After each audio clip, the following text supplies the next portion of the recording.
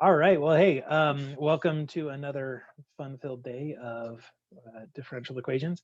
Man, guys, we are at the home stretch. I don't know if you realize this. We've got this week and next week, and then a final exam for those of you that are going to take the final. So we're right there. We're almost done. So that's pretty awesome. In terms of the exams, I haven't graded those yet, but I will get them sometime soon, hopefully, and we'll go over them probably next time. I also want to apologize for all the technical issues on Wednesday. We haven't had a day like that, I think, ever since Zoom started. So um, I think maybe it's the universe's way of saying we need to be done with Zoom. Well, but anyway, hopefully it goes a little bit better. So I'm going to try to remember where we dropped off last time. I know we were still talking about the piecewise defined functions, and I think I was actually pushing towards the, hey, let's actually do a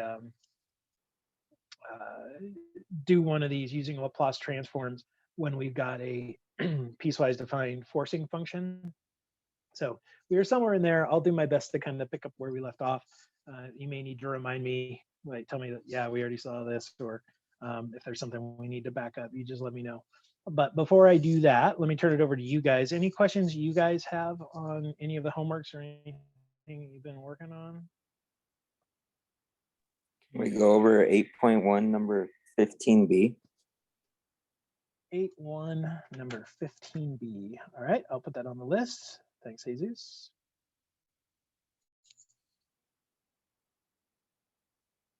Any others? The same set, the 2A. Can we Number, go? okay, number 2A from that same set. Cool. Got it, Victor.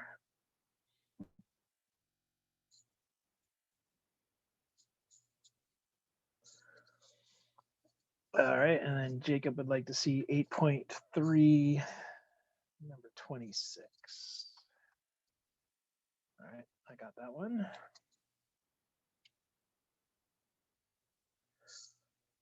All right, well, let's go take a look at those. And as always, if anything else comes up, we can go take a peek. So here is chapter 8. So let's go find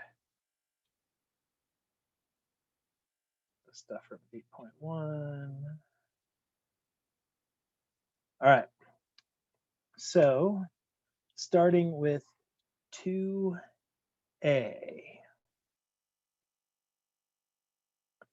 All right, so 2A, this one, it just says use the table of Laplace transforms to find the Laplace transform for this function. So we've got cosh of t times sine of t. All right, now I'm going to go ahead and pop up here because I think they've got a table of Laplace transforms better than me trying to find my table. Well, maybe not. Okay, there is no table of Laplace transforms there. So let me go ahead and find my table of Laplace transforms, and I will pull it up. Give me a second here. Find it. There we go. All right, so everybody see it? Yeah. You can see the Laplace transform table. Okay. All right. So let's look here, and we're looking for cosh times sine. All right, so kind of looking. Oh, there's a sinh. There's a cosh. Oh, there's a sinh times e. Okay, so crap. We don't have cosh times sine. How are we going to take care of that? Any ideas? Probably. We do know what cosh and sine sinh are. So Okay, so we do know cosh and sinh, or sorry, cosh and sine individually, right? Here's the sine, and there's our cosh. But I'm going to warn you that if we're multiplying functions together, that doesn't actually mean we can multiply their Laplace transforms together, right? Laplace transforms are a linear operator, so if we're adding or subtracting, we can do that. But when we have multiplication, it doesn't quite play out that way. Like, and you can see that right here. Look at, we've got e to the at times sine of bt. And if you compare that to sine and e individually, it doesn't really look the same. So while it's true, right, Jacob said, like, we know those two individually, it doesn't really help us at this point. But I think maybe Victor, were you about to say something? Yeah, I say prove with trig identities. Okay. You see the trig and you start thinking maybe trig identities. Turns out we're not going to use a trig identity, but we're going to use a hyperbolic identity. Does anybody remember the definition of cosh? It's 1/2 e to the t plus 1/2 e to the negative t. Good. Yeah, so we definitely have let me see if I can. Nope, that's not gonna do what I want to do. Okay, let me hop to the whiteboard, and then let me write something up here. All right, so we have some definitions, and these are things that might be useful to know just for in the future. But sinh and cosh are actually defined in terms of the exponential function in this way. So sinh is e to the t minus e to the minus t over 2, and cosh is e to the t plus e to the minus t over 2. Or as I think that was Jesus who just who had chimed in, you can distribute that through, make it 1/2 e to the t and 1/2 e to the minus t. So that means if we're looking at cosh times sine, that's actually the same as 1/2 e to the t times sine of t plus 1/2 e to the minus t sine of t. And each of these we can get Laplace transforms for from our table.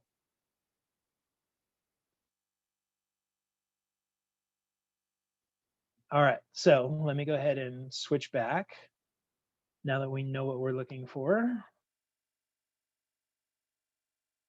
Let me zoom in just a little bit. Okay, so we need e to the t times sine. So there's our guy, right?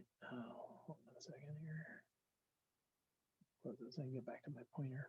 All right, so we've got e to the at times sine of bt. And so that guy, if we look at it, it's the b over s squared, or sorry, s minus a squared plus b squared. So we're going to use this guy right here, right? We're going to use that guy right there for both of our pieces. All right, so let's jump back. So for the e to the t sine of t, so Laplace transform is going to equal the 1/2 a constant multiple, and then e to the t sine of t, that's a is 1 and b is 1. So we're going to get 1 over s minus 1 squared plus 1. So that's for this piece. And then the next one, we're going to get 1/2. Now a is -1, but b is still 1. And so the only thing that changes here is this gives us s plus 1 squared plus 1. And I'm going to go ahead and just leave it like this. If you want, you can get a common denominator and combine them. But I say we just leave it here. All right, so is that better for that one? Yeah. Yeah. And when you run into a form that's not on your table, I mean, you have a couple of options. One is just use the definition, right? Go back to the integral from 0 to infinity of e to the minus st times f of t. This one's going to require you to do some parts, you know, you can get there. Or use some sort of relationship, like, you know, earlier when Victor mentioned trig identities, that's a good thing to look for. And actually, when Jacob mentioned, well, we know the other ones, yeah, sometimes you can combine them. If you've got adding and subtracting, you can combine other forms that you've got already on your chart. So either try to, well, you got to get to your chart somehow. Usually it involves some sort of an algebra or a trig identity or something like that. All right, so good for number 2A. So let's go look at the other one. I think the next one was 15B from the same set. So let us be smart about this. Oh, whoops. Might help if I'm on the book instead. All right. Yeah, you can tell I'm done too. All right, so here we go. So here's 15B. So use the table of Laplace transforms and the result of number 13. Okay. To find Laplace transforms of the following functions.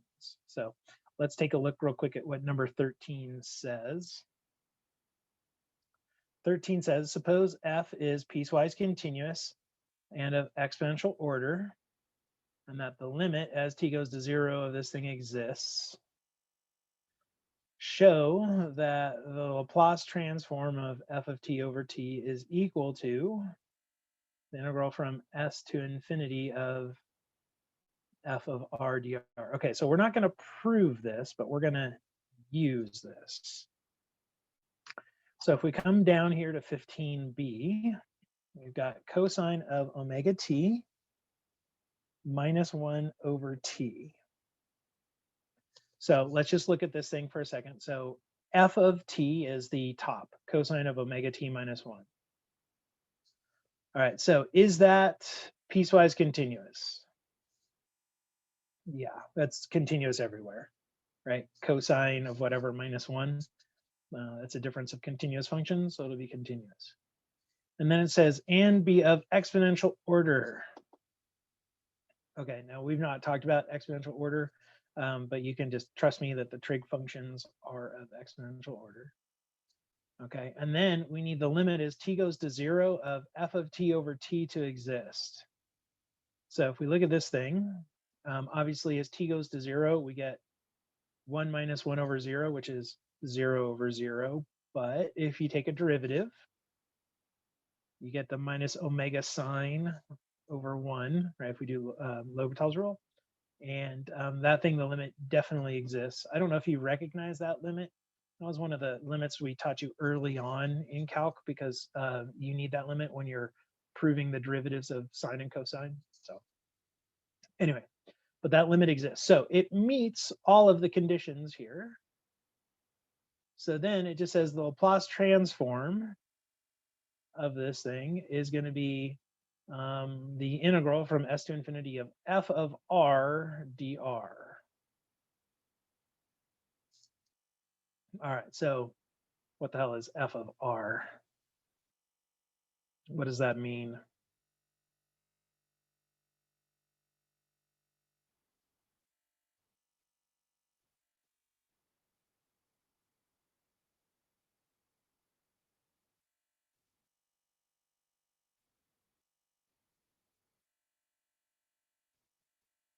Okay, well, we should probably go back and look, right? That big notation, the big F, even if we come back to, I guess, yeah, we weren't looking at the table before, but let's find a place where we've got it. It is the result of the Laplace transform. Here you go, right? So here's an example.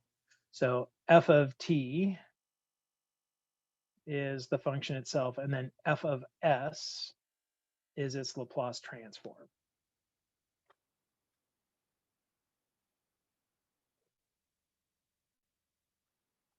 All right, so if we come back down here, now they change it to an r instead of a t just because we're dealing with, we don't want to get confused what our integrand is or differential is.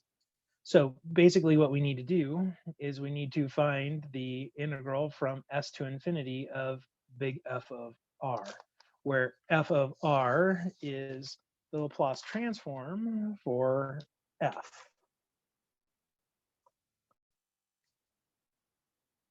Okay, so let's go to the whiteboard. Let me jump over there real quick. All right, so for this one, we've got f of t is cosine of omega t minus 1. So we need the Laplace transform of this.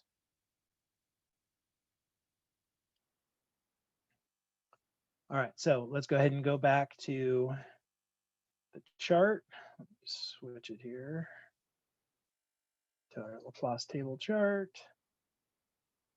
So we needed cosine, right, cosine of omega t. So it's going to be an omega instead of a.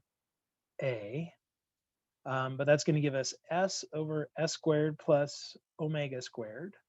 And then we need to subtract off 1. And in case you forgot how to get 1 is just 1 over s.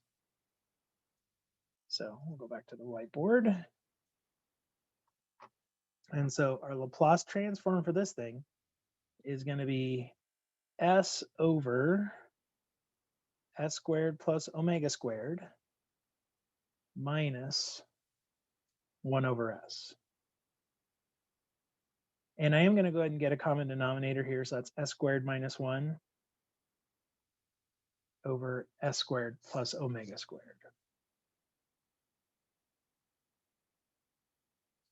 Okay, so this is big F of s. So we can use the result of the problem 11 or whatever it was. And we know that this is going to be the integral from s to infinity of f of r dr. So this is just a new dummy variable. So we're going to integrate s squared minus 1 over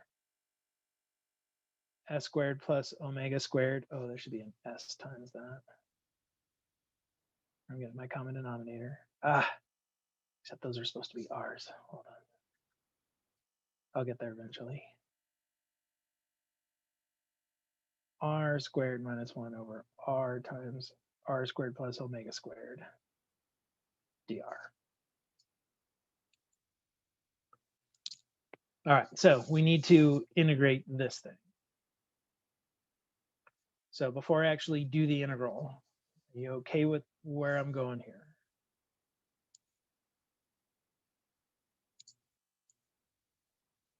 Okay, Yeah. so I need to integrate this guy. So I'm just going to integrate this. I'll leave it in the pieces because it's a little bit easier to integrate. So this is going to give us 1/2 the natural log of r squared plus omega squared minus the natural log of r that we're evaluating at s and infinity.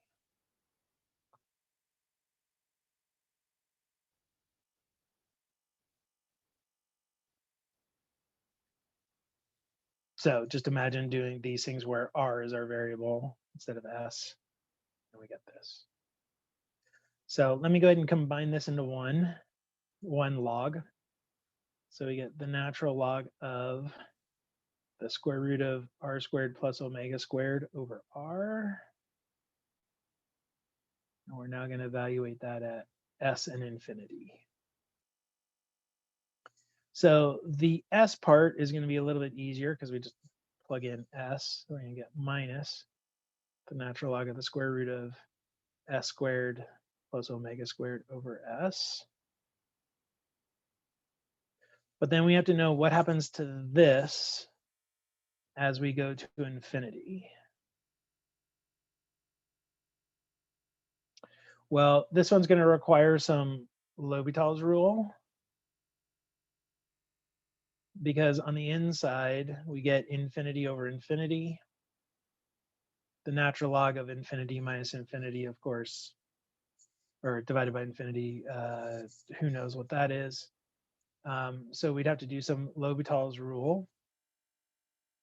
But the limit on the stuff that's inside is 1. And the natural log of 1 is 0. So that limit's going to equal 0.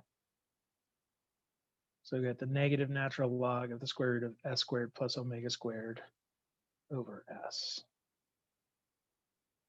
And so that's the Laplace transform of cosine of t minus 1 all over t.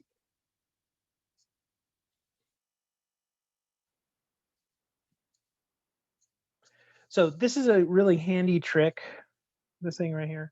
This is a really handy trick because we get this a lot where we're taking something and dividing it by t. And so sometimes it's faster if the conditions are right? We have to have a finite limit as we're approaching the 0 here, but and it has to be piecewise continuous and of exponential order. But in the right situation, which happens a lot, this is way faster than trying to do it the long way. All right, so I think this was a Ralph question. Is that good for you, Ralph? Are you seeing what you need to do? Or maybe that wasn't Ralph. I don't even remember who that was. Oh, it was Jesus. Thank you. Yeah, it was me. That helped. Thank you. But you're good? Okay, cool. Thanks. Sorry about that. Wrong person. Okay, so then let's go take a look at the one from 8.3. So let me go ahead and jump back to the book. And look at the one from 8.3. And it was number 26. All right, let me just see what the instructions say. Oh, okay, cool. It just says use Laplace Transform. I like that. All right, so let me go ahead and write this guy down and then we'll go see if we can tackle it. So we got y double prime plus 4y equals 8 sine of 2t plus 9 cosine of t. And then we got y of 0 equals 1 and y prime of 0 equals 0. Okay, so I got all our information. And before we jump to the whiteboard, let's just go look at the Laplace transforms we're going to need. So we need the Laplace transform of y double prime, sine of 2t, and cosine of t. So let's come back and look for the sine of 2t. Its Laplace transform there is going to be 2 over s squared plus 4. Sine of 2t, just put a 2 in there. And then the Laplace transform of cosine of t, we're going to put a 1 in for that. And so that's going to give us s over s squared plus 1 squared. So s squared plus 1. And then just to remind you, the Laplace transform for the second derivative, went too far, right? So it's going to be s squared times the Laplace transform of your function. And then minus s times the function at 0 minus the derivative at 0. Okay, so that's that right there. All right, so let's go back to the whiteboard now. I'm going to go ahead and clear all this stuff.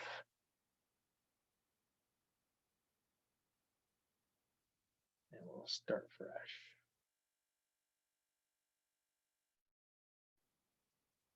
All right, so again, here was our differential equation. So we had y double prime plus 4y equals 8 sine of 2t plus 9 cosine of t. All right, so we're going to take a Laplace transform of each side. And since they're linear operators, we just do the Laplace transform of each one individually.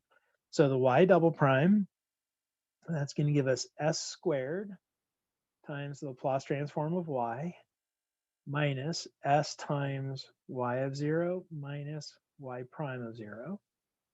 We're then going to get plus 4 Laplace transforms of y. On the other side, we're going to get 8 times Laplace transform of sine of 2t, which we saw was 2 over s squared plus 4. And then we're going to get 9 times the Laplace transform of cosine, which we saw was s over s squared plus 1.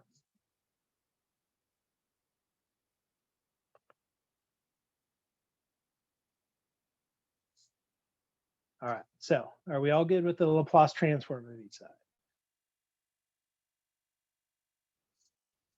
I will take silence as confirmation.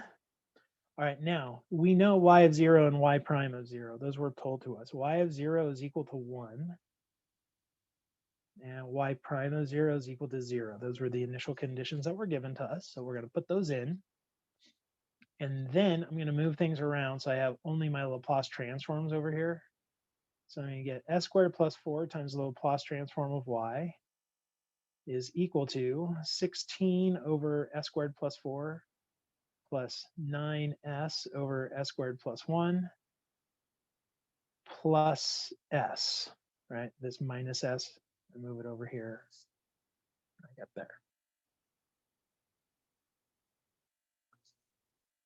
Okay, so then I can solve for my Laplace transform by just taking all of these and dividing by s squared plus 4. So I'm going to get 16 over s squared plus 4 squared plus 9s over s squared plus 1 times s squared plus 4 plus s over s squared plus 4.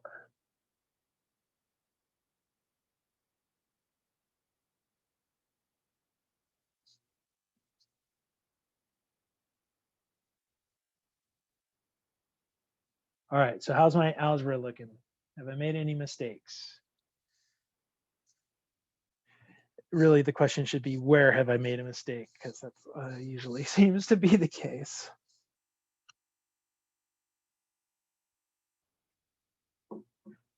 All right. So now let's go see if we can figure out what our Laplace transforms are going to be. Let's go look at the chart and see if we have anything that looks like these guys. Okay, so we'll go back to the Laplace table. All right, so think about the forms. So what we saw in there was an s over s squared plus 4. And we definitely have that. Let me get up to where it is. So that was this guy right here. So for the one that was s over s squared plus 4, that's still going to be that cosine. Okay, then we had another denominator that was s squared plus 4 quantity squared. And we see a lot of those, right? So there are lots of things that have the s squared plus a squared quantity squared. And what was on top of that was just a number. There were no s's. So if we want just a number and no s's, that to me sure looks like this guy. And then we had another one that had s squared plus 4 times s squared plus 1. And if we look at our chart here, and we even like go down the list, I don't see any that have s squared plus 4s times s squared plus 1s. So that means we're going to have to go back and do a little bit of algebra. Okay, so let's go back to the whiteboard. And it's this middle guy we have to split up. We know we're good on these. We know that there's a way to figure out what those things are. So those are fine. It's this middle one that we have to play with a little bit. So we're going to do the good old partial fractions business. We're going to have as plus b over s squared plus 1 plus cs plus d over s squared plus 4. And we need that to equal the 9s over those things being multiplied together. So if I get a common denominator, we get as plus b times s squared plus 4 plus cs plus d times s squared plus 1, and we know that has to equal 9s. So let's like group everything like term stuff. So s cubes, I'm going to get a plus c times s cubed. The s squareds, I'm going to get b plus d. The s's, I'm going to get 4a plus c.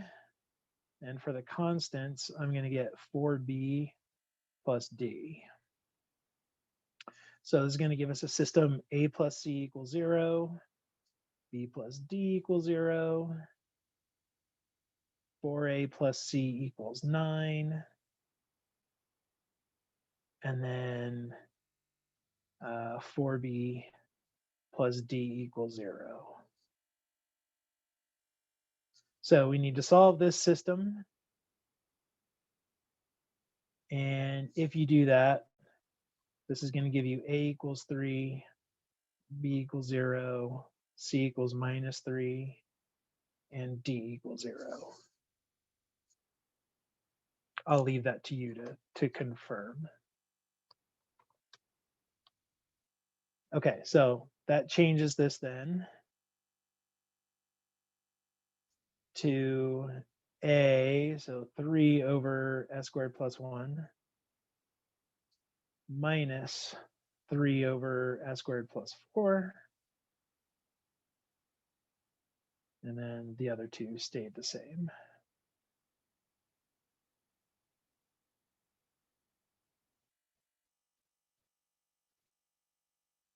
And I know that there are forms for a number over s squared plus a squared. So I think we're good to get those.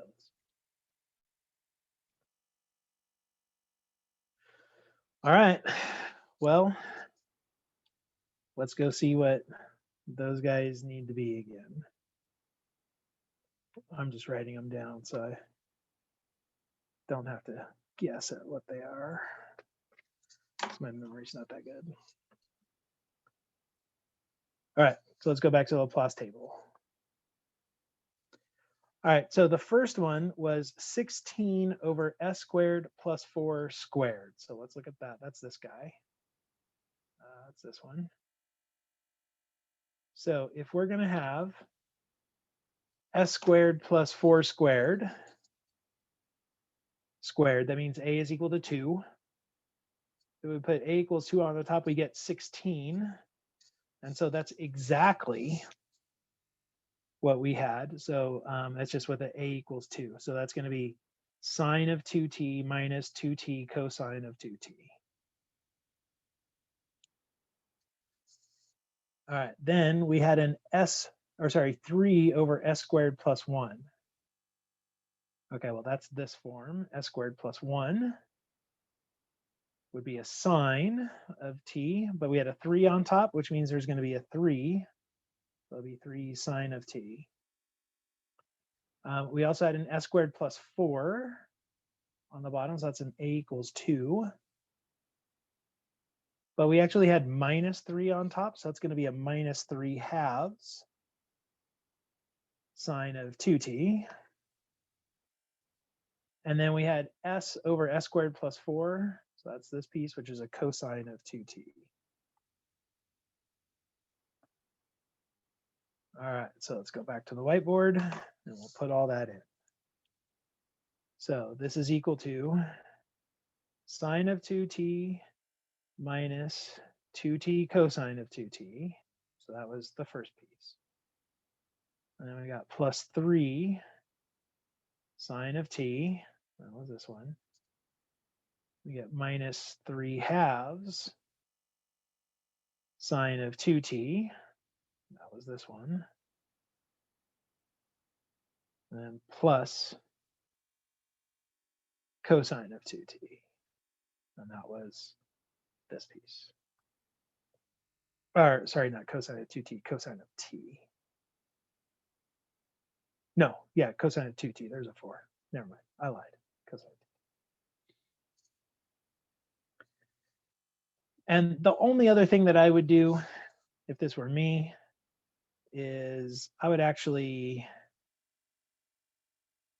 put those two together because they're both sines of 2t's. So you could combine that to get minus 1/2 sine of 2t.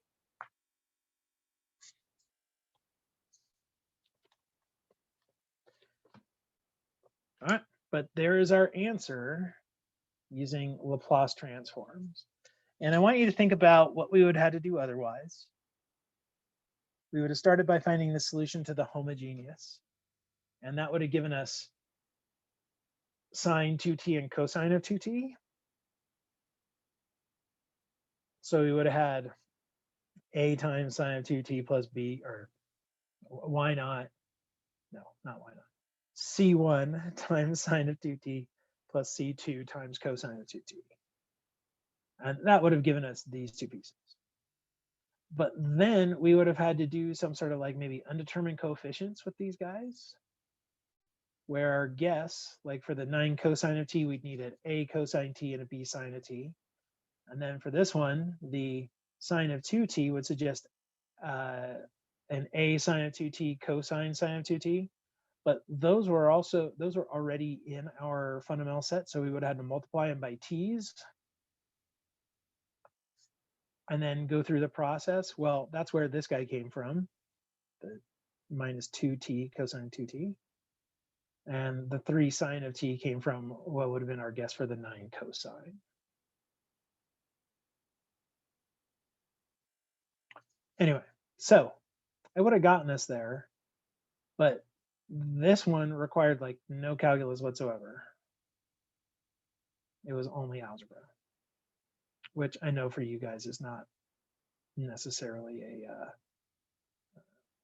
a big yay, right? Or a big shove towards using it. But you can see probably how traditionally that was a big deal. When we get to algebra, it's better.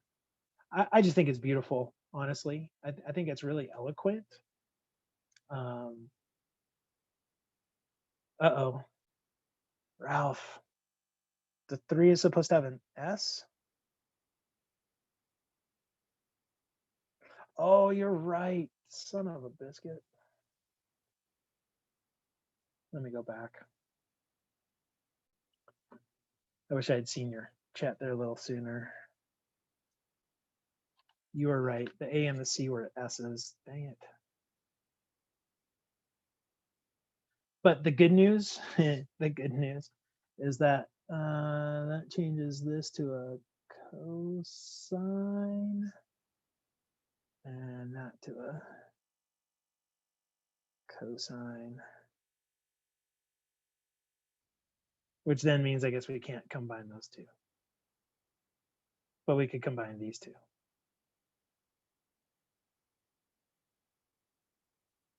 There you go. All right, thanks for catching that. Appreciate that as always. See, I told you it was just a matter of time until we had the mistake pop up. Anyway, but like I was saying, I just find this, it's like really eloquent. It's just, I don't know. To me, it's beautiful that you can get away from all the calculus world and just do all this stuff with a little bit of algebra. And yeah, it's partial fractions and it's, you know, stuff like that. But you do it enough, it's not a thing. Like, I honestly, where I am, partial fractions is not a thing anymore. I mean, yes, I make mistakes when I try to speed through it, but creating the systems and solving the systems, and it's not terrible. Let's just put it that way. All right, so is that good for homework questions? We feeling pretty good about this, I hope. Ish, maybe, kind of, sort of.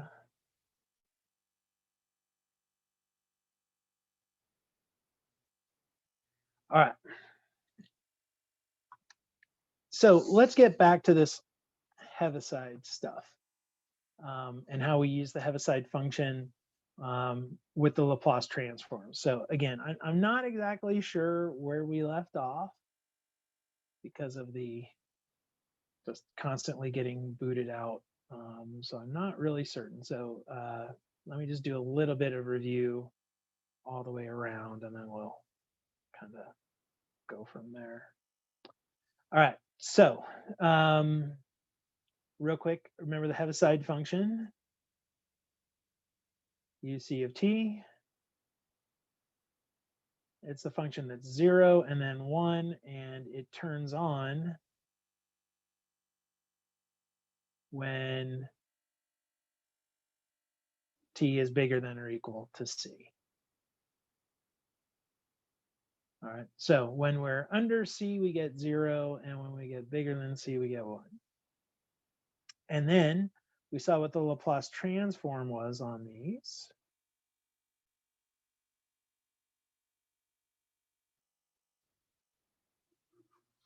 And the Laplace transform just on the Heaviside itself was e to the minus cs over s. And we saw that just by using the definition, right? We went to the definition of it. And then, and I think this is kind of where the wheels started falling off for us in class last time. We were looking at what do we get when we take the Laplace transform of the Heaviside times another function. But we saw that it was actually better, at least I hope we saw, it was a little bit better if we shifted it over, because then we just got that e to the minus cs times the Laplace transform of the unshifted function. And if we wanted to write this in the notation that we were kind of using, that'd be the big F of S.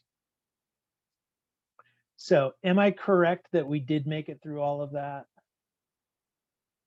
Yeah, okay, cool. And I think where we fell apart was I was doing an example. Does that sound right? I was actually doing an example, and after about the third go round, I said, screw it.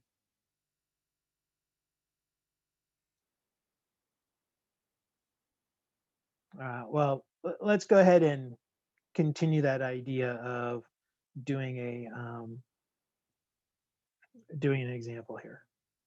All right, so let's do an inverse transformation problem. Okay, let's actually do one of these where we're going backwards, because that's primarily what we're going to do. We're going to want to be going backwards. We'll also go forwards, but the forwards isn't quite as difficult, right? It's just a matter of doing the proper shift to make sure everything works. So let's actually do one of each, and I'm going to start with going backwards. All right, so let's say that we know that the Laplace transform of something, let me actually rewrite it here. I'm going to try to use the notation that is kind of standard with the book. So let's say we know that f of s is equal to 1 minus e to the minus 2s over s squared.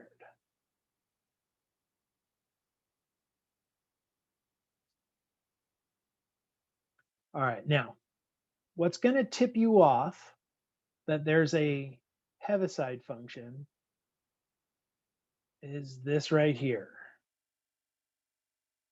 Anytime you have e to a power of s, that's what's going to make you think Heaviside. And in fact, this tells me that there's going to be a u sub 2.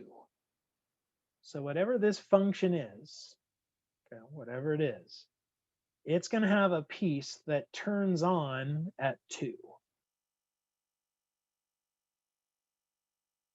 So that's the signal. That's the, ooh, here comes a Heaviside. Now, let me just break this up so we can kind of see the two pieces. So the 1 over s squared, that's a nothing's going on there. That's just a 1 over s squared. So when we go and we do the inverse Laplace transform, for 1 over s squared, that guy gives me a t. Now, the other one, if we look at what we got going on here, so this is e to the minus cs, so c is going to equal 2. And then I need the function whose inverse Laplace transform is 1 over, whose Laplace transform is 1 over s squared. Well, that's still t. So what this is going to give us is u sub 2 of t times t minus 2.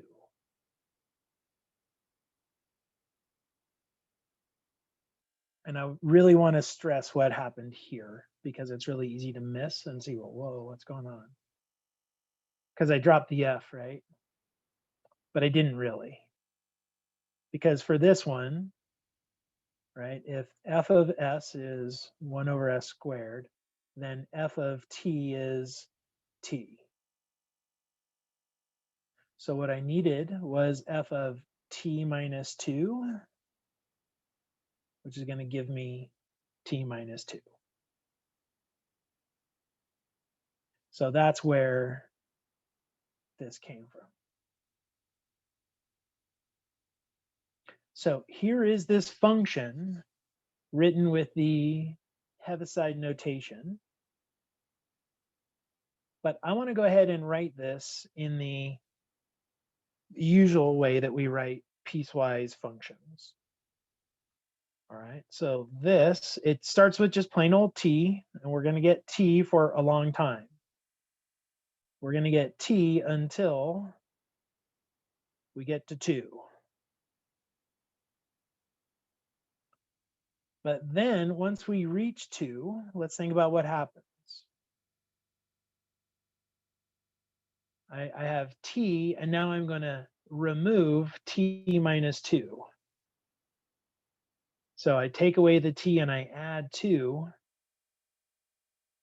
That just gives me 2. So that was really t minus 2.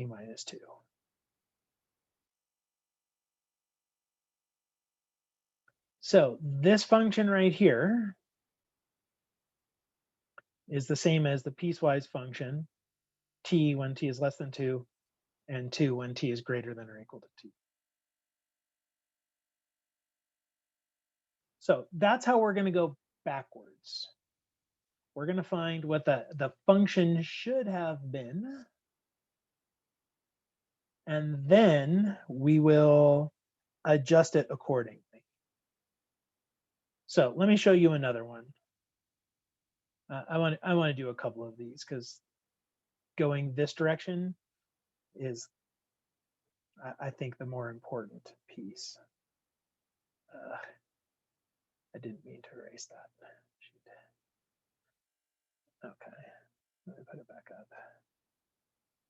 up. So this was e to the minus cs times f of s. All right, so here's another example. Let's do this one. Let's say that we've got 1, or big F of s, is equal to 1 plus s e to the minus pi s over 4. And that's all divided by s squared plus 1. So we should do the same thing that we did before, which is strip it into the pieces that don't have exponential and those that do. So the 1 over s squared plus 1, there's no exponential stuff in that, so we'll just leave that. And then the other piece is s over s squared plus 1 times e to the minus pi s over 4.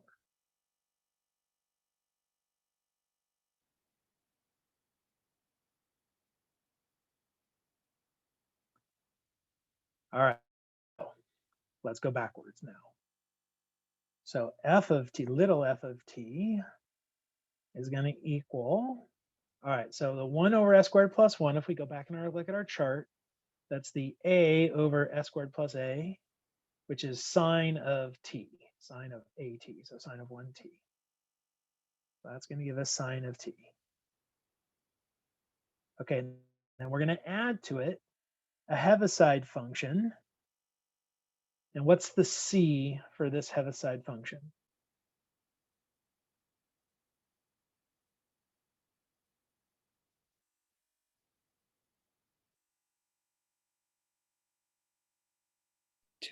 Two.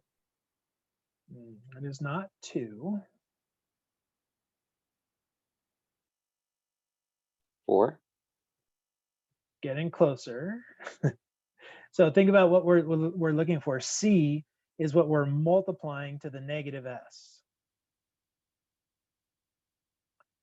So this one's going to be pi over 4.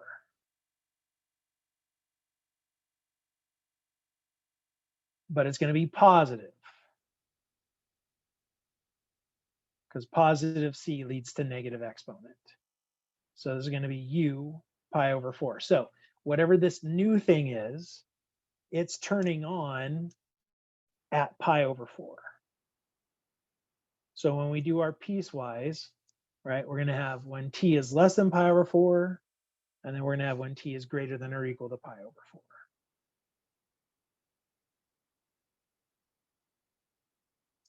Okay, so then we have to look at the s over s squared plus 1. So I'm going to do this on the side again, just so we can see exactly what's going on. So if f of s is s over s squared plus 1, that makes f of t cosine of t. If you go back and you look, s over s squared plus a squared is cosine of at. So this piece right here, the s over s squared plus 1, is going to lead to a cosine of t. However, we need to shift it. And we need to shift it by pi over 4. So this is going to be the cosine of t minus pi over 4. So there are really two parts to this. When you've got the Heaviside, when you see that e to the minus cs, you have to first figure out what is the inverse Laplace transform for this piece. And then second, you need to shift by c.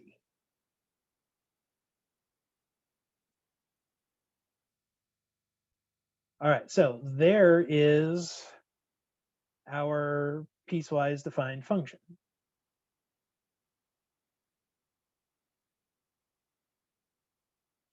Well, again, that's in the Heaviside notation.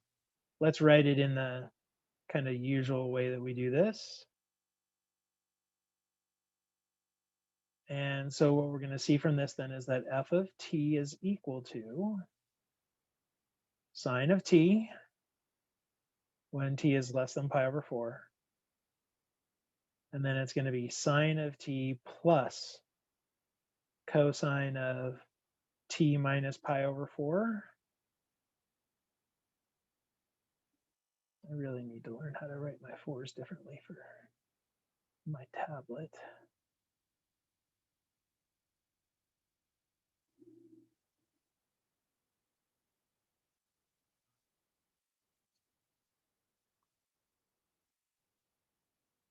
All right, so there it is.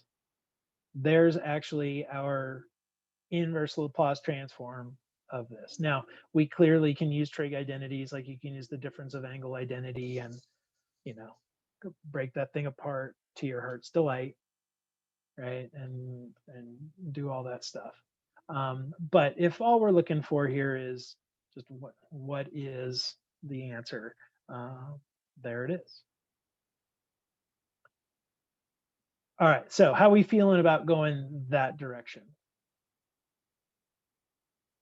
Is that enough, or do you need to see another example? I think that's enough. You're feeling good? Other people feeling all right? He says, hopefully. All right, I'm seeing some thumbs up, so I like it. Okay, so now let's practice a little bit going the other direction. All right, so for this one, let's go with the function. Sorry, hold on a second here. I got lost in my windows.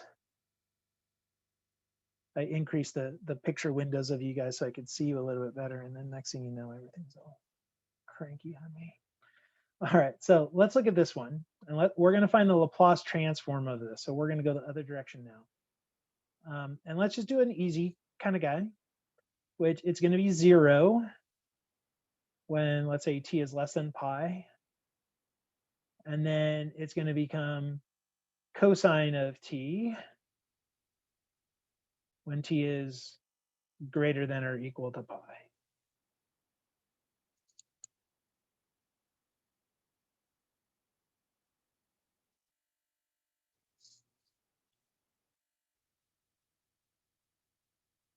All right, so if we were to write this in terms of just the Heaviside function, this is going to be u sub pi of cosine of t, right? Because there was nothing going on, and then it became cosine.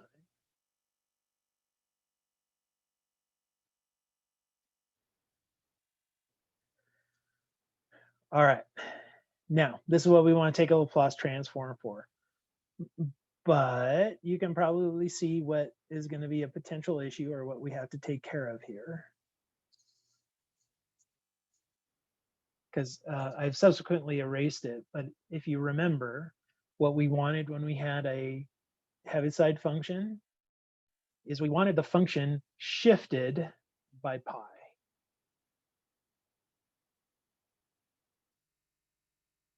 So the question is, can we rewrite cosine of t in terms of a function that's starting at pi instead of at t itself? So here's what I'm going to do. Let's see if we can use a little bit of trig magic. Let's just see what cosine of t minus pi equals, because I would love to be able to relate it or replace this cosine, excuse me, with cosine of t minus pi. All right, well, if we use the identity, we get cosine of t times the cosine of pi plus the sine of t times the sine of pi. That's just the difference of angle identity. Sine of pi is 0, so that's gone. Cosine of pi is -1, so that's negative cosine of t. So cosine of t is equal to negative cosine of t minus pi.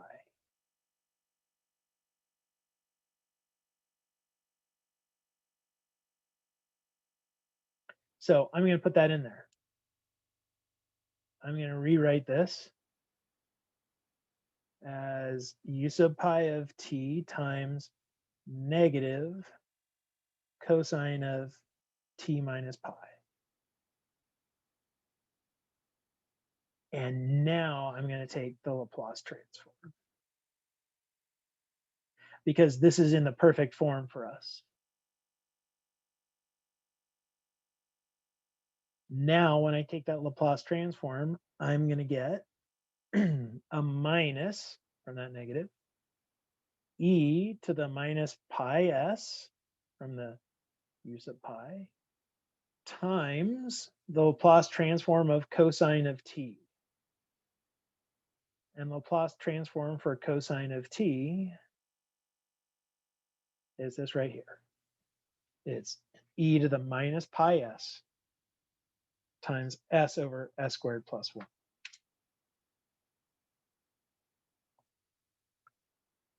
So you can see how this is potentially a little bit more difficult because of the fact that we have to account for the shift.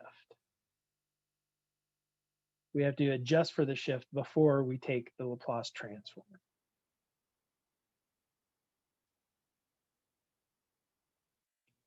I'm going to do another one, don't worry.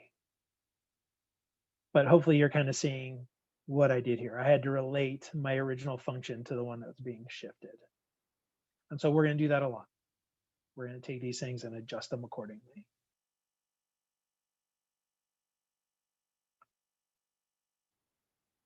All right, so let's do another one. This one's going to be a bit bigger because it's going to have 4 pieces to it. All right, but the 4 pieces are not terrible. It's just there are 4 pieces to it. All right, so let's say we got f of t equals t. Now let's make this t squared. No. No, let's stay easy. Let's just go t. All right, so we'll go t, and then 2, and then 7 minus t, and then 0. And this is going to be when t is less than 2, when t is between 2 and 7. This is going to be when t is, no, let's not do 7. Let's do something in between. Say 4. Between 2 and 4, let's make this between 4 and 7, and then when we're greater than or equal to 7.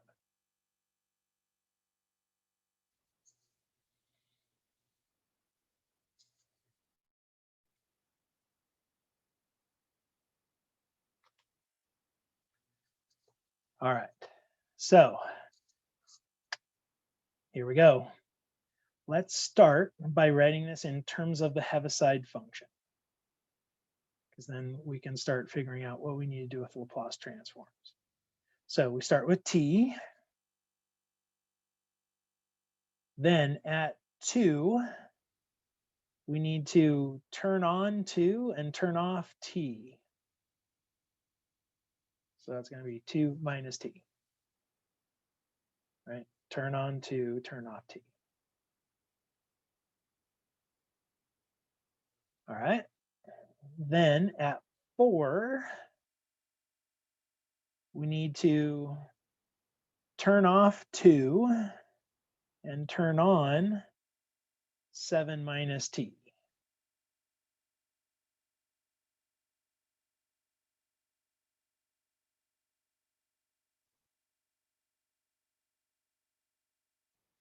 All right. And then we get to 7. And we have to turn off 7 minus t. So I'm just going to make those negative.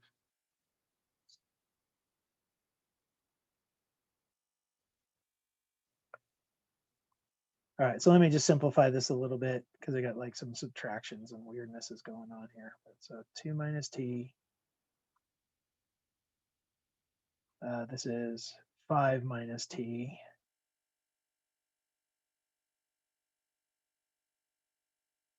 And I'll just write the other one as t minus 7.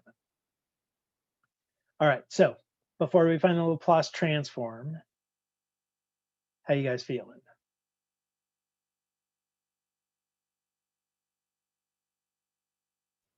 Hopefully we're not too bad. Okay, so here comes our Laplace transform.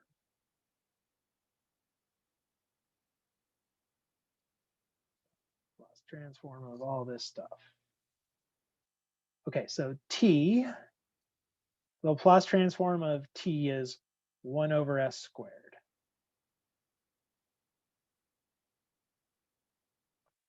All right, then we're going to get a u sub 2. So that tells me I need an e to the minus 2t.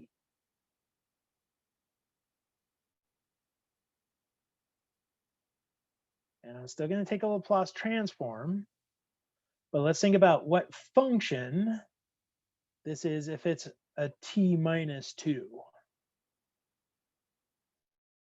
Well, this is going to be, if you factor out, you get a negative t minus 2. So this needs to be the Laplace transform of negative t. Because if I take t minus 2 and I plug it into here, I get 2 minus t. So we'll get that in a second. Now, the use of 4 tells me I'm going to get an e to the minus 4t. And again, I need this to be some sort of a t minus 4. So let's see what we can do to adjust this thing if there's a t minus 4 instead. Well, I need to put a minus sign because I'll get my minus t. Distributing that through, though, gives me a plus 4. So I still need one more to get to plus 5. So 1 minus t minus 4 is the same as 5 minus t. That means that I'm going to be taking the Laplace transform of 1 minus t.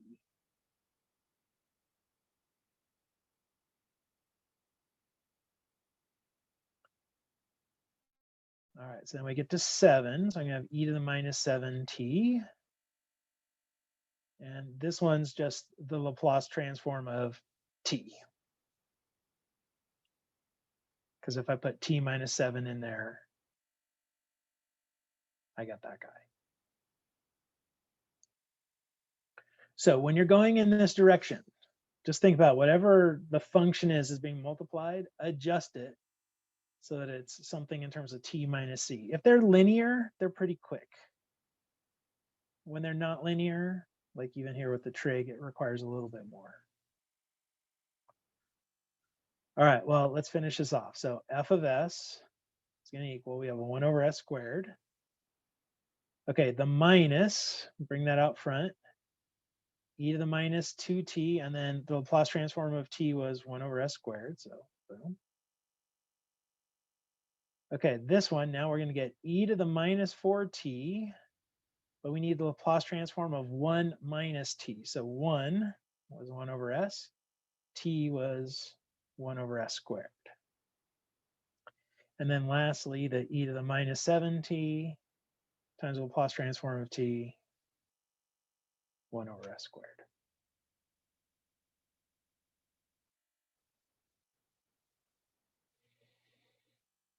Okay, so I know a bunch of algebra here, a bunch of massaging these things so that they look in the right form, but they get us to our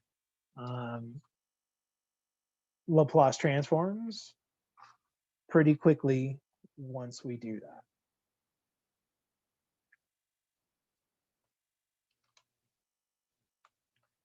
All right, so questions on this one? What can I help clear up?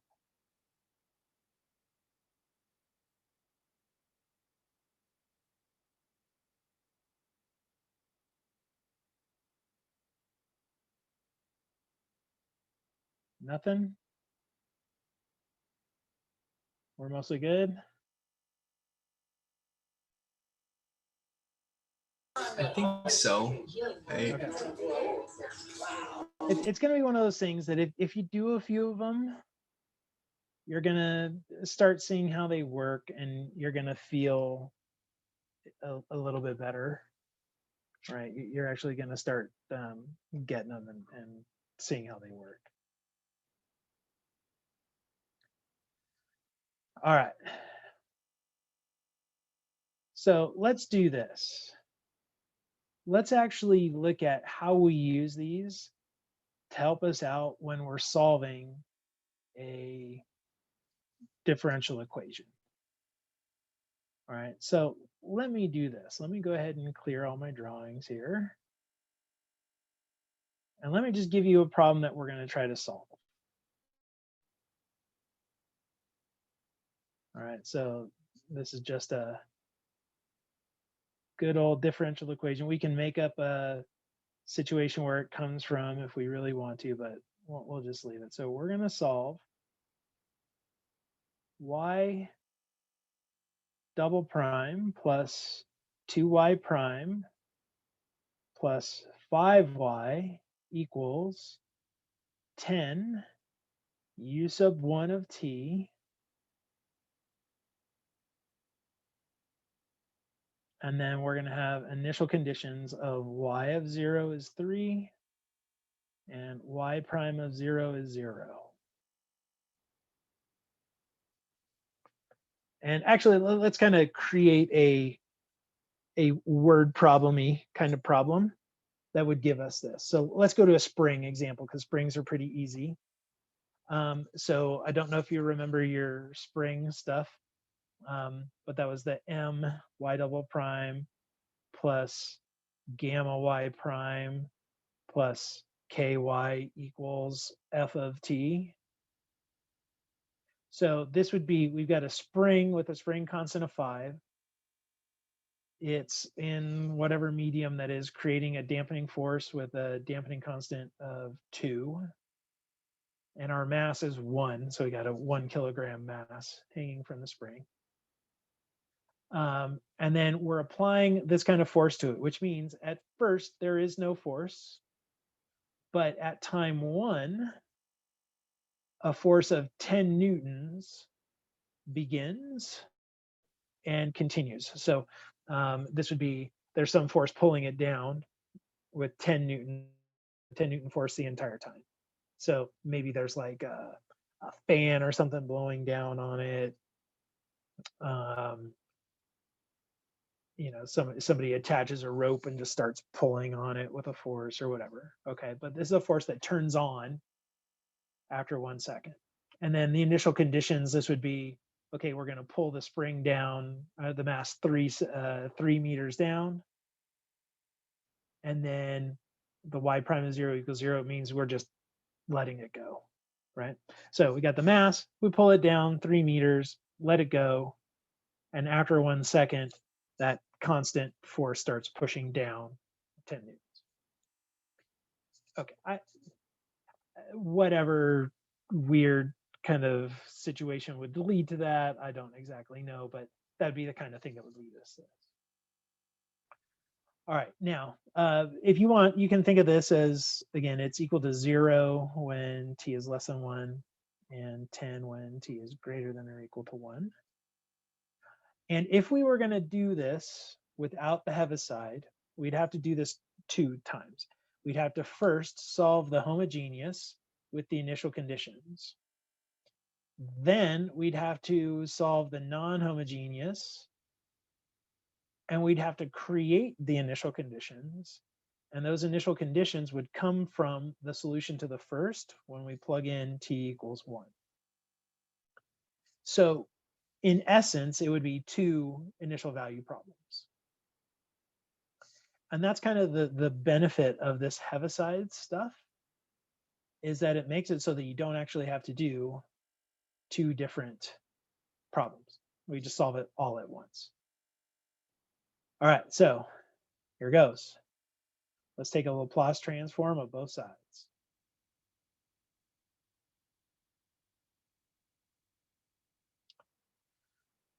All right, so for the derivative, we actually just saw this not that long ago. This is going to be this s squared times the Laplace transform of y minus times y of 0 minus y prime of 0.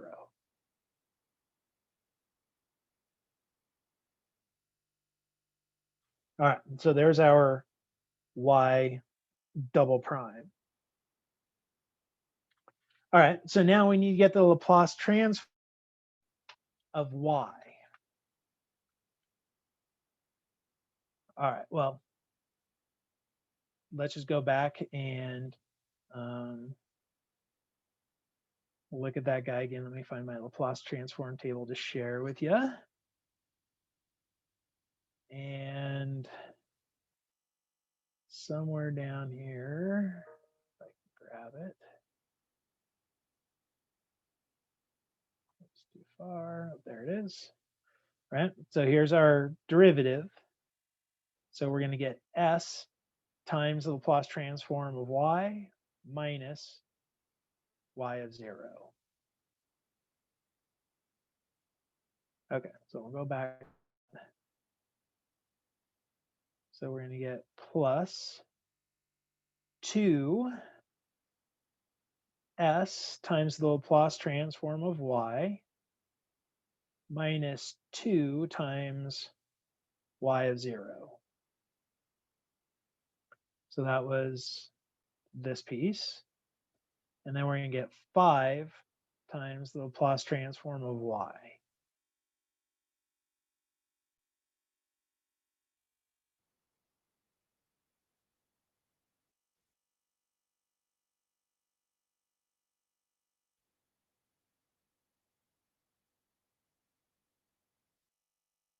All right, so how are we with the left-hand side? Everything good? So then on the right-hand side, we're going to get 10, and then e to the minus 1s over s.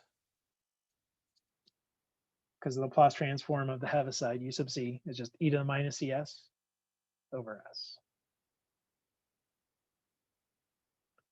All right, so there's our Laplace transform. So now let's put in our numbers. We know y of 0 is equal to 3. And we know y prime of 0 is equal to 0. So let's go ahead and put those in. And then let's start kind of grouping everything here. So in terms of Laplace transforms, we got s squared plus 2s plus 5 times the Laplace transform of y minus 3s minus 6 is equal to 10 e to the minus s over s.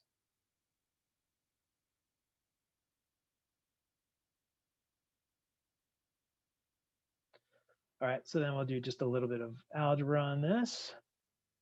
We get our Laplace transform of y is equal to 3s plus 6 over s squared plus 2s plus 5 plus 10 e to the minus s over s times s squared plus 2s plus 5.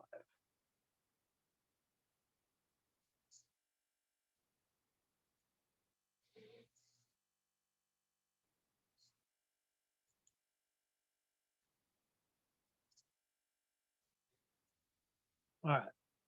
Now, before we go to the inverse Laplace, I want to do a couple of things, just because I know what kind of forms we're going to see. First of all, this second piece probably isn't going to surprise you. What we need to do with that is partial fractions. We need to split it up. We want the part with just s on the bottom, and we want the one with just s squared plus 2s plus 5. So let's do that first. So just jump over here. We need a over s plus bs plus c over s squared plus 2s plus 5, and then he's equal 10 over this guy. So a times s squared plus 2s plus 5 plus bs squared plus cs has to equal 10. So if I group by, again, powers, I get a plus b s squared plus 2a plus c times s plus 5a. So that gives me a equals 2. That gives me c equals minus 4, because this has to equal 0. And b equals minus 2.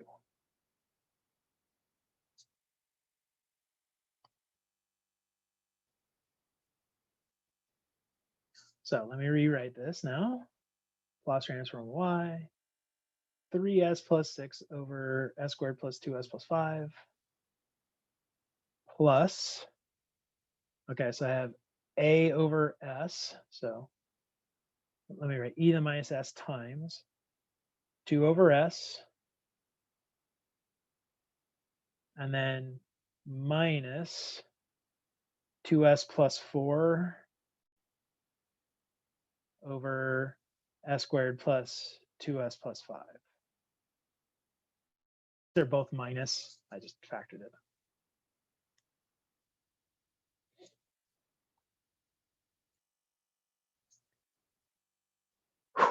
Okay. So now we're going to start looking for inverse Laplace transforms. Now the 2 over s is easy. We know that form. But this form, we're going to actually have to complete the square. If you go back and you look at all those forms, there aren't anything that look like this, but there are a lot that have them as where the square is completed. And so that's what we're going to do here. If we complete the square on this,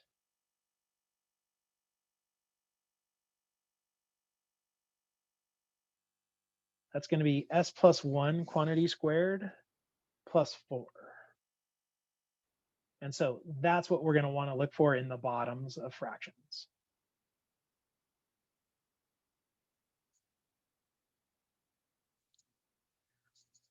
All right. So are we ready to go look for our functions? You guys good with everything so far? Any questions? Other than the, what sort of algebraic hell did you bring us into?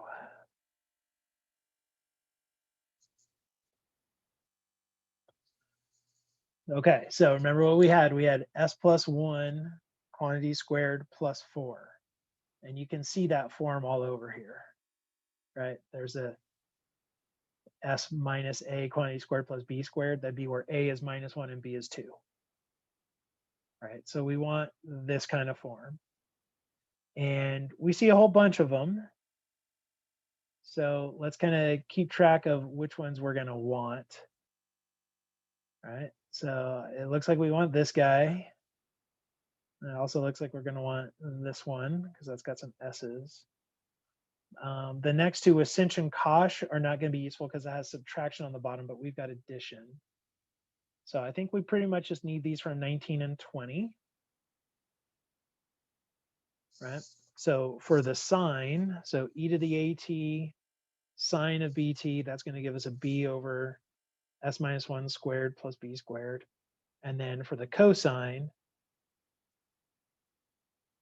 we need s minus a on top. But then otherwise it's the same. All right, so let's go back and go back to our whiteboard and figure this stuff out. So for sine, or for s plus 1 squared plus 4,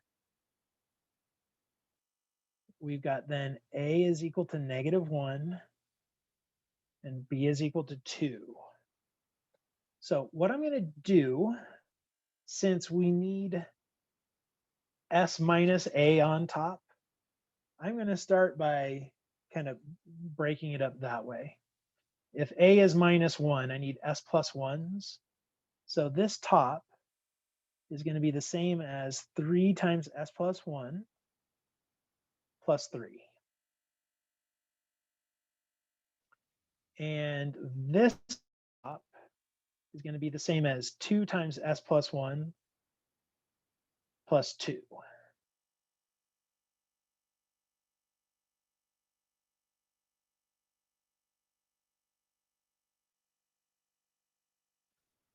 All right, so this is why I did that. So I can write this as, let me just go ahead and write it all out. So we've got the Laplace transform of y is going to equal 3 times s plus 1 over s plus 1 squared plus 4 plus 3 over s plus 1 squared plus 4. And then we're going to have plus e to the minus s times 2/5 minus 2 times s plus 1 over s plus 1 plus 4 minus 2 over s plus 1 squared plus 4.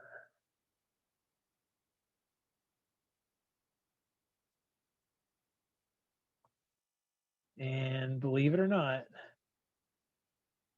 we're now ready to go ahead and figure out y is going to equal. So I'm going to make myself a little more space here to get my y equals. I think we can eliminate the initial conditions as well.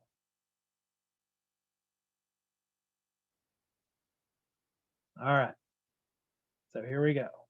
So y is going to equal. So from this, we get a 3 e to the negative t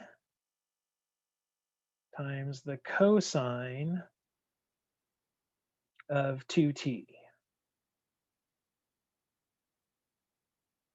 Right? A was -1 and b was 2. So that's that. All right, now this one, I need a 2 on top instead of a 3. So I'm off by a factor of 3/2. So I'm going to get 3/2 e to the minus t sine of 2t. That's that piece. Okay, then I'm going to get e to the minus s. Well, that gives me a u sub 1 of t. The 2 over s gives me just 2. And I don't have to worry about shifting that at all. Because a constant, doesn't matter how you shift it, it's always constant. Okay, this next piece, I'm going to get minus 2, again, e to the at cosine t. So this is going to be e to the minus, but now I'm going to put here t minus 1, because I have to shift it by 1, and cosine of 2 times t minus 1. Because again, I have to shift it by 1 because of the Heaviside.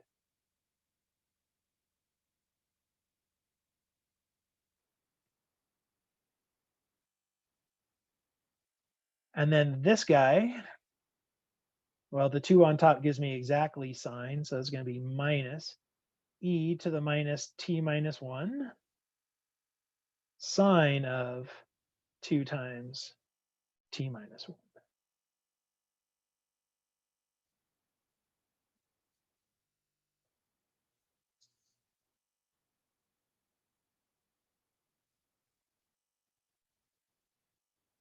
And so there's our solution. Again, I know it doesn't look very pleasant, but basically here's how you can interpret this. The first piece, this bit right here, is what happens just with the initial motion if there's no forcing function. So that's what we would see. That would be the oscillation we would see for that mass system, if we're going to go with it as a mass system. That's the oscillation we would see just in general. However, after 1 second, something else turns on, and that's all of this stuff. Right? That stuff. This is what turns on once that other force is applied. And so if we wanted to, and I'm going to go ahead and do it this way, let's write this y as a piecewise. So you're going to see 3 e to the minus t cosine of 2t plus 3/2 e to the minus t sine of 2t. And that's when t is less than 1. And then when t is greater than 1, this stuff turns on as well. So we get 3 e to the minus t cosine of 2t plus 3/2 e to the minus t sine of 2t. And we get plus 2 minus 2e to the 1 minus t cosine of 2t minus 2 minus e to the 1 minus t sine of 2t minus 2. So it's a much uglier looking function for sure, but that's because other stuff turns on, and could, again, with identities and things, condense that down a little bit. But notice, instead of doing 2 initial value problems, we didn't have to do that. We just had to do a boatload of algebra, and it got us to our answer. Well, anyway, so this is why we care about Laplace transforms, is it brings us to algebra, and it's incredibly useful for these piecewise defined functions when you got a forcing function that's piecewise defined. And I know that this example seemed kind of tough and convoluted, but imagine that this was something that had like 3 or 4 pieces to it. You would much rather do the Laplace transforms, because each Laplace transform is pretty straightforward, instead of having to do 4 separate initial value problems, because that can get big and horrible and awful. Anyway, take it for what it is. All right, it's another way of solving differential equations, and it's one that involves no calculus. Or, well, it involved a little calculus to get us set up, but then beyond that, we don't need calculus. All right, so where we're going, where we're heading. So we're almost done. Like I said, we got 2 more weeks left. And so what I'm going to introduce to you next time are higher order differential equations. What happens if we have 3rd derivatives, 4th derivatives, 5th derivatives, 6th derivatives? All right, spoiler alert, nothing changes.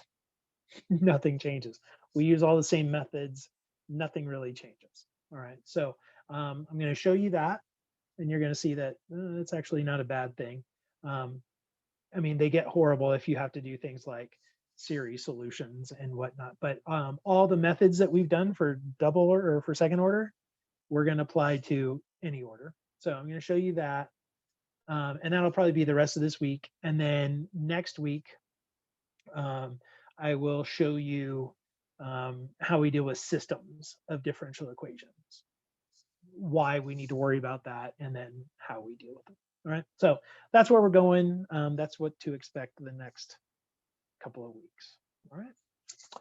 Okay, so with that, I'm just gonna wish you guys well. Don't forget homeworks, get that stuff done, and I should have exams graded for you by next time. All right, so have an awesome couple days, and I will see you all on Wednesday.